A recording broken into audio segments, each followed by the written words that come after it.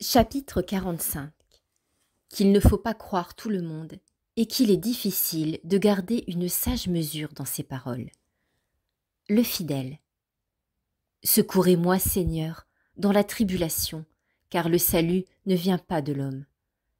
Combien de fois ai-je en vain cherché la fidélité où je croyais la trouver?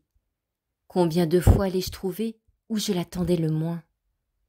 Vanité donc d'espérer dans les hommes, mais vous êtes, mon Dieu, le salut des justes. Soyez bénis, Seigneur, en tout ce qui nous arrive. Nous sommes faibles et changeants, un rien nous séduit et nous ébranle. Quel est l'homme si vigilant et si réservé qu'il ne tombe jamais dans aucune surprise, ni dans aucune perplexité? Mais celui, mon Dieu, qui se confie en vous et qui vous cherche dans la simplicité de son cœur, ne chancelle pas si aisément. Et s'il éprouve quelque affliction, s'il est engagé en quelque embarras, vous l'en tirerez bientôt ou vous le consolerez, car vous n'abandonnez pas pour toujours celui qui espère en vous. Quoi de plus rare qu'un ami fidèle qui ne s'éloigne point quand l'infortune accable son ami? Seigneur, vous êtes seul constamment fidèle, et nul ami n'est comparable à vous. Oh, que de sagesse dans ce que disait cette sainte âme! Mon cœur est affermi et fondé en Jésus-Christ. S'il en était ainsi de moi, je serais moins troublé par la crainte des hommes et moins ému de leurs paroles malignes. Qui peut prévoir, qui peut détourner tous les maux à venir? Si ceux qu'on a prévus souvent blessent encore, que sera-ce donc de ceux qui nous frappent inopinément? Pourquoi, malheureux que je suis, n'ai-je pas pris de plus sûres précautions pour moi-même? Pourquoi aussi ai-je eu tant de crédulité pour les autres?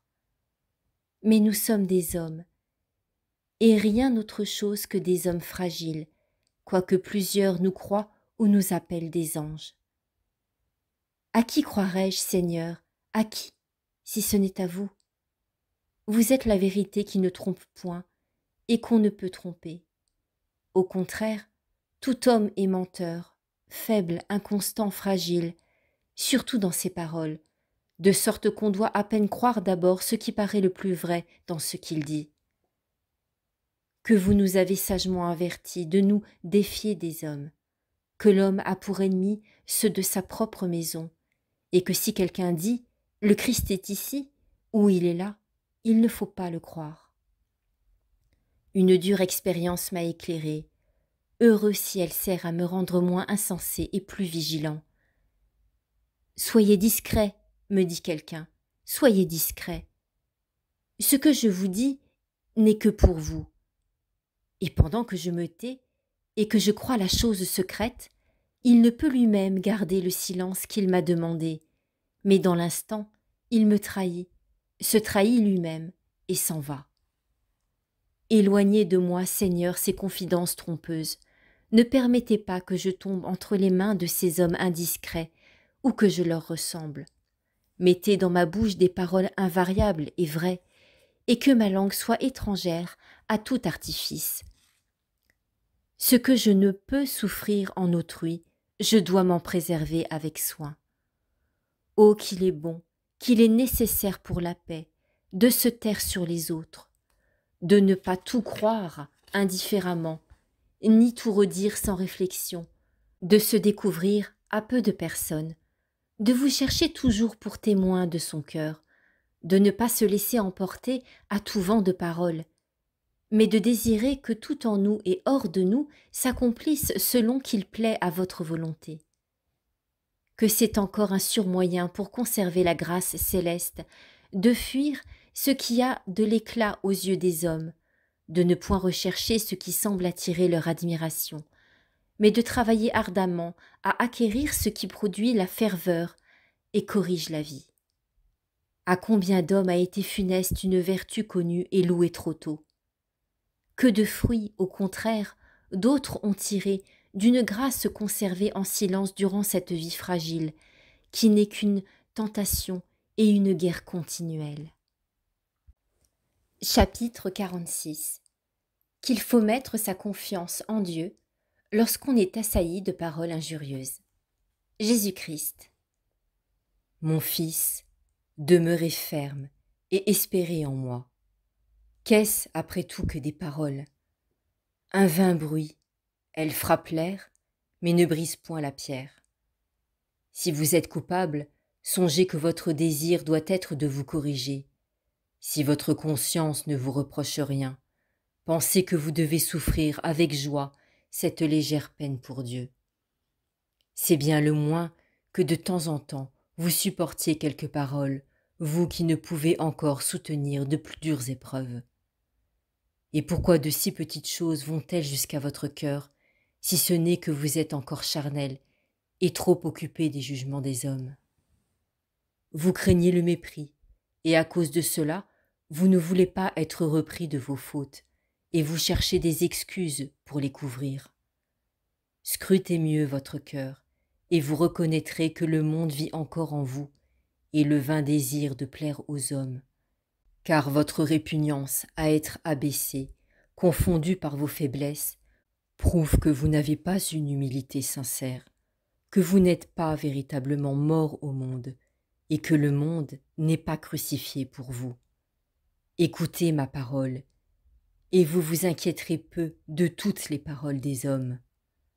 Quand on dirait contre vous tout ce que peut inventer la plus noire malice, en quoi cela vous nuirait-il si vous le laissez passer comme la paille que le vent emporte?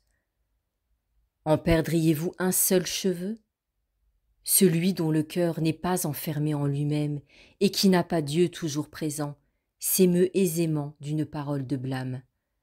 Mais celui qui se confie en moi et qui ne s'appuie pas sur son propre jugement ne craindra rien des hommes. Car c'est moi qui connais et qui juge ce qui est secret. Je sais la vérité de toute chose, qui a fait l'injure et qui la souffre. Cette parole, elle est venue de moi. Cet événement, je l'ai permis, afin que ce qu'il y a de caché dans beaucoup de cœurs fût révélé. Je jugerai l'innocent et le coupable, mais par un secret jugement, j'ai voulu auparavant éprouver l'un et l'autre. Le témoignage des hommes trompe souvent, mais mon jugement est vrai. Il subsistera et ne sera point ébranlé.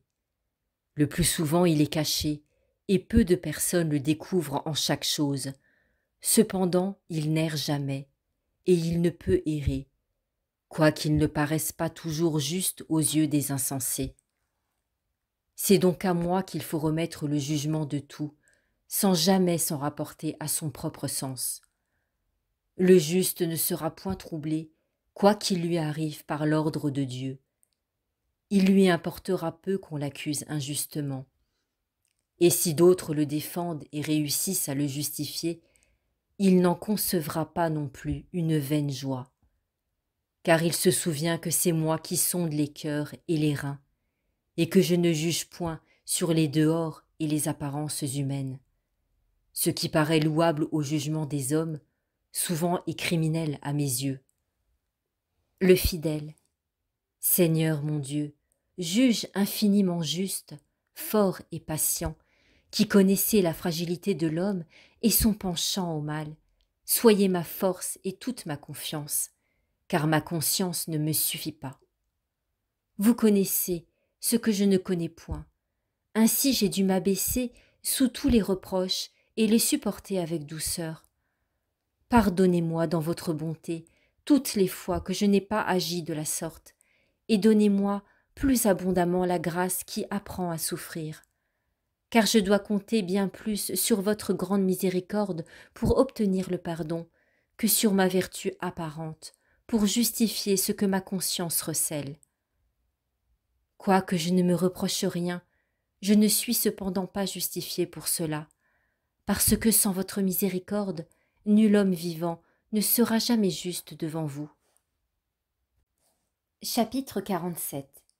Qu'il faut être prêt à souffrir pour la vie éternelle tout ce qu'il y a de plus pénible. Jésus-Christ.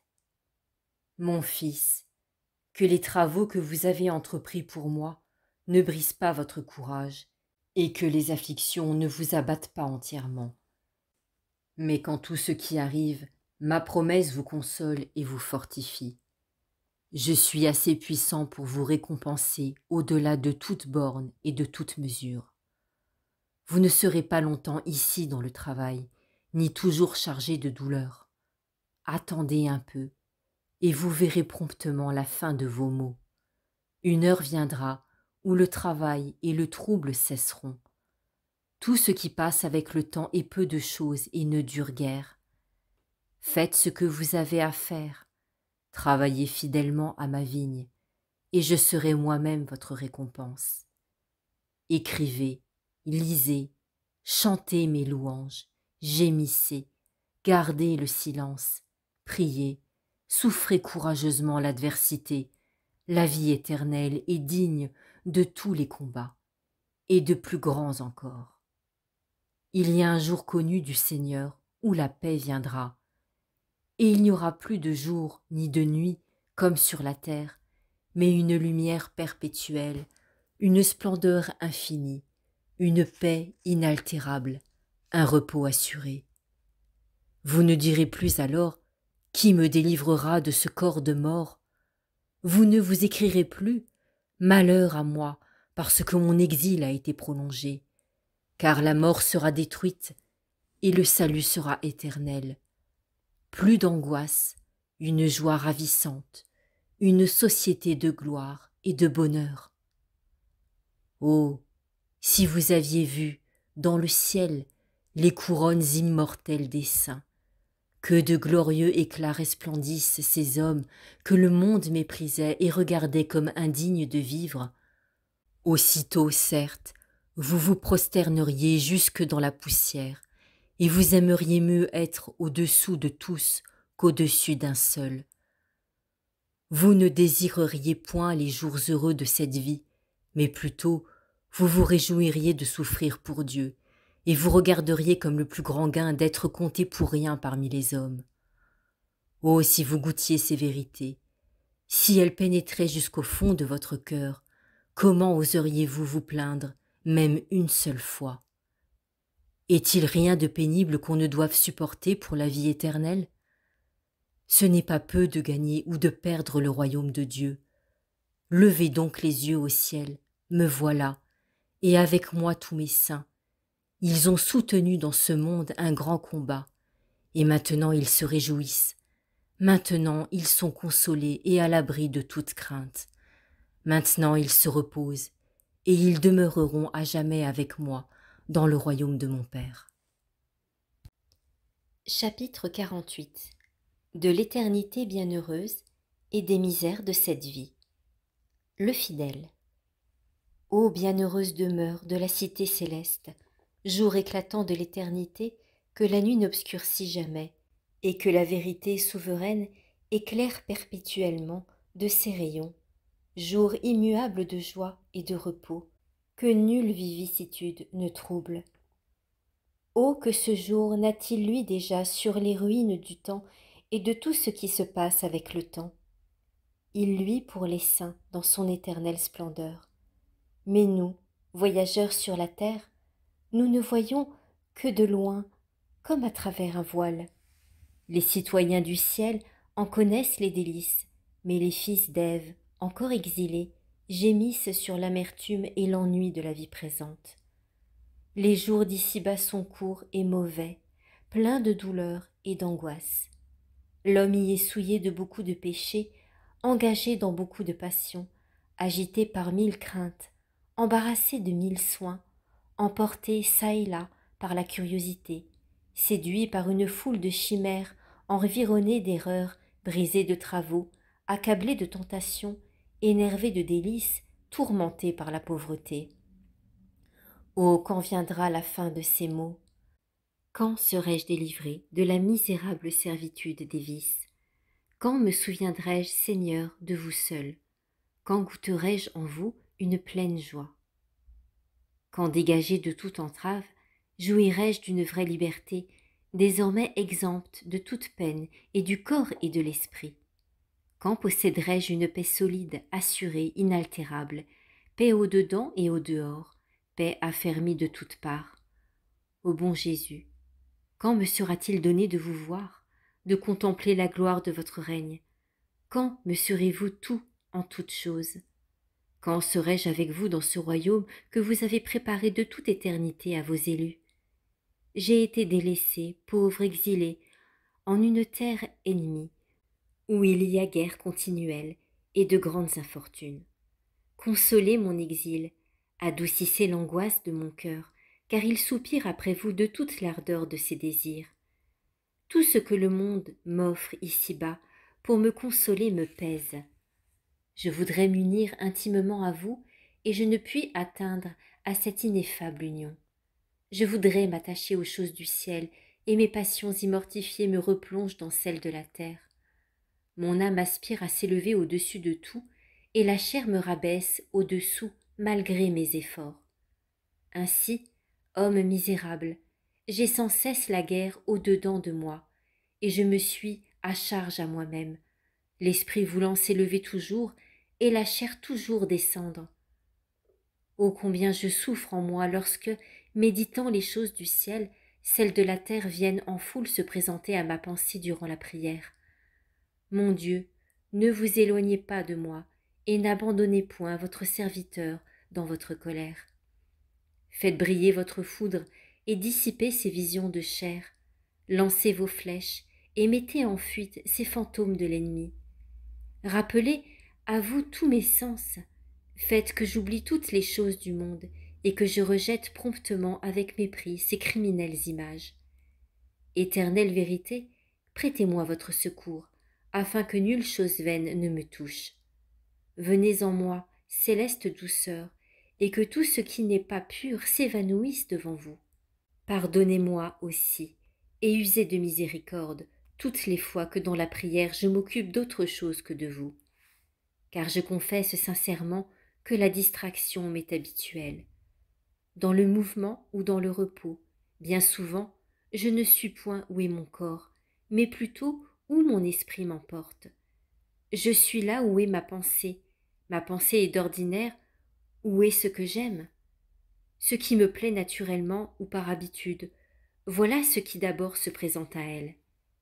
Et c'est pour cela, ô vérité, que vous avez dit expressément: où est votre trésor, là est aussi votre cœur. Si j'aime le ciel, je pense volontiers aux choses du ciel. Si j'aime le monde, je me réjouis des prospérités du monde, et je m'attriste de ses adversités. Si j'aime la chair, je me représente souvent ce qui est de la chair. Si j'aime l'esprit, ma joie est de penser aux choses spirituelles. Car il est doux de parler et d'entendre parler de tout ce que j'aime, et que j'emporte avec moi le souvenir dans ma retraite.